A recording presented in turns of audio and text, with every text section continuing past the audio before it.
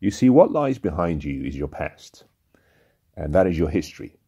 What lies ahead of you is your future. However, what lies within you, I can promise you this, is much, much more than your past and your future. And the reason is simple. The past is gone. It's like a spent check. It's never going to come back. Your future is like a promissory note. It is yet to come. But what you have is right now, the present. And you can't change the past. Your future is yet to be lived, although you can design it. But if you fail to recognize the significance of living in the present and maximizing the opportunities that you have in the present, then I think that is the first sign of a failed life. You have to learn to capture the moment, embrace the present moment. We live our lives in the now. We live our lives in the present. Think about this. 5 years ago, you called today the future. Whenever you get to the future, you rename that future as today. So you always live in today. The gift, however, in relation to taking responsibility, the gift is, first of all, to make an observation of your past, recognize the lessons learned, recognize what you did well so you can repeat them, recognize what you could have done differently so you don't repeat them, make the necessary course corrections. With that information, use your imagination to go into the future. Design the future that you would want to experience. Use as many colors as you want. And those colors could be colors of wealth and prosperity and good health and happiness and joy. Any colors you want. Life gives us a spectrum of colors and we can choose because we have the ability to choose. Design the future of your dreams and then bring that future back into the present because you live in the present. And the best way you can do that is you need a bridge that takes you from where you are right now in the present to the future. But you see, you cannot build that bridge looking forward. You have to build the bridge backwards. So you begin with the end in mind. You go to the end. You establish what you want. You establish what it would look like. You establish what it would feel like. You establish what it would taste like if those dreams are fulfilled. Then you walk backwards. You walk backwards and you say, what do I have to do each day to ensure that every step I take leads me towards the fulfillment of that dream? When you do that, that is when you start to really live. That's when you start to have what we call the extraordinary life, because it means that day by day, you're moving progressively towards your desired goal and you're finding joy in every movement and every step you take. I think that is one of the most important things you have to learn. I don't know what your past has been like, but I'll make you this promise. Your past doesn't have to be the same as your future. Except you have a victim mindset. Except you see yourself as a victim. I want you to start to see yourself as a change agent, someone who plays a role, someone who plays a part.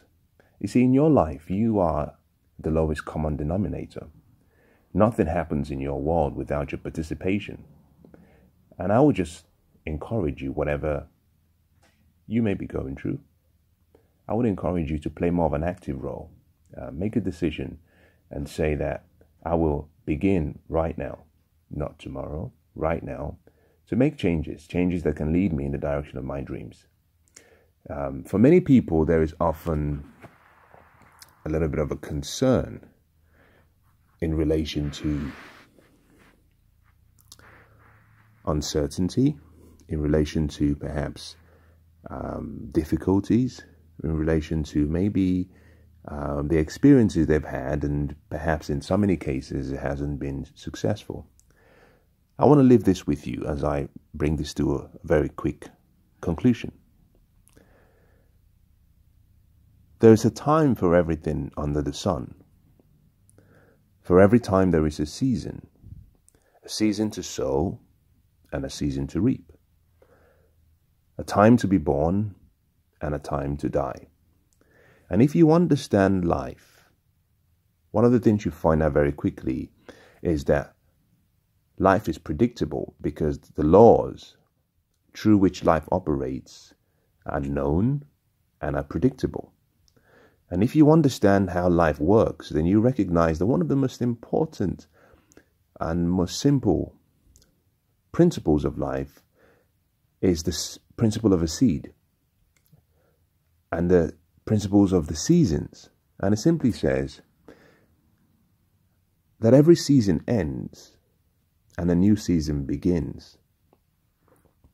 So whether you may be going through perhaps a challenging experience financially, whether that experience might be emotionally, relationally, whether that experience might be perhaps you're not getting the grades you want in school, you're not getting the promotion you want, perhaps you have a lot more responsibilities than you can shoulder. Perhaps it could be your health. It could be a friend, a family. I don't know what that might be. What you're going through is a season. And every season has an end. What you must do is not make decisions that are permanent based on a temporary experience. Because I can promise you this. You always have the winter season.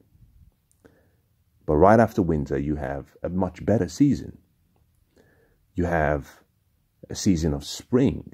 Then you have a season of summer before you have the season of autumn.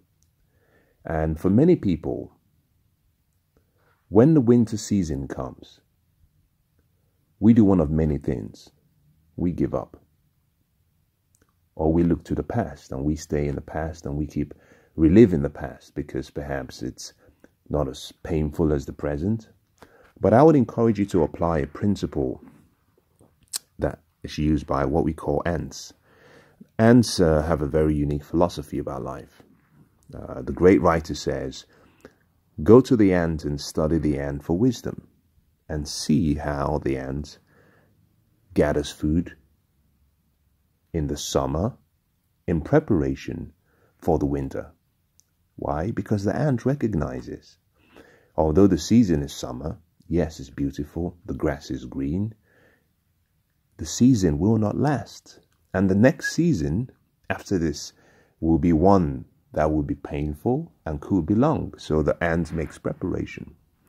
In the same way, if you're going through a winter season, what you have to start doing now is start preparing for the spring. Because the sun is coming soon. What a tragedy it would be if you sat there in the winter and said, it's all doom and gloom, and you did nothing. You had no preparations.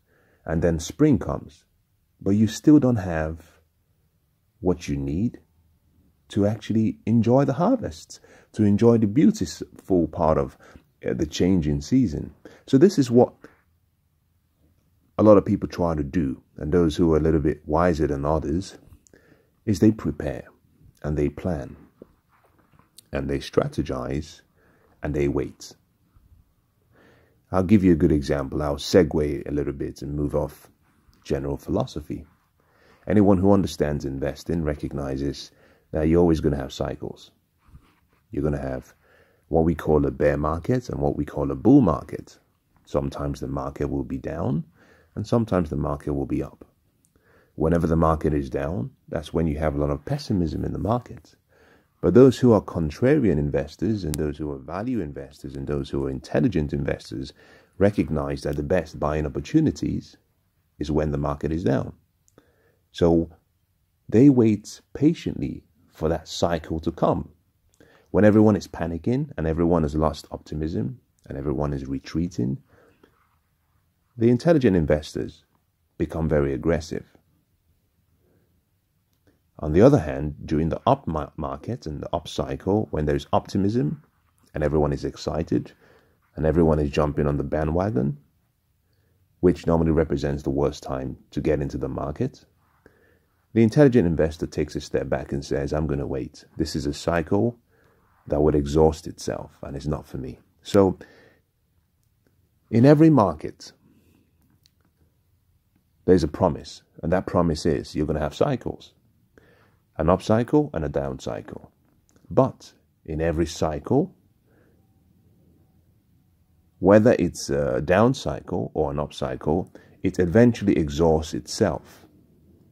Likewise, in the seasons of life, the winter season exhausts itself and comes to an end. The summer exhausts itself and comes to an end. Now, you have to recognize and remember those statements, because you see, the best way to live is to recognize that the past is gone. The future is yet to come. Although the present may not be as beautiful as you want it to be, you have a choice. You can plan, you can prepare, you can strategize, and then you can make changes. I believe that the best investment you can make, first of all, is the investment you make in yourself.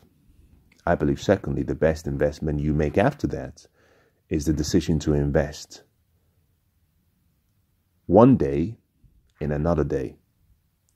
Because if you do that consistently and you compound it, the return on your investment is incredible. So I would suggest you do this. Live in the present, but live intelligently and plan in advance.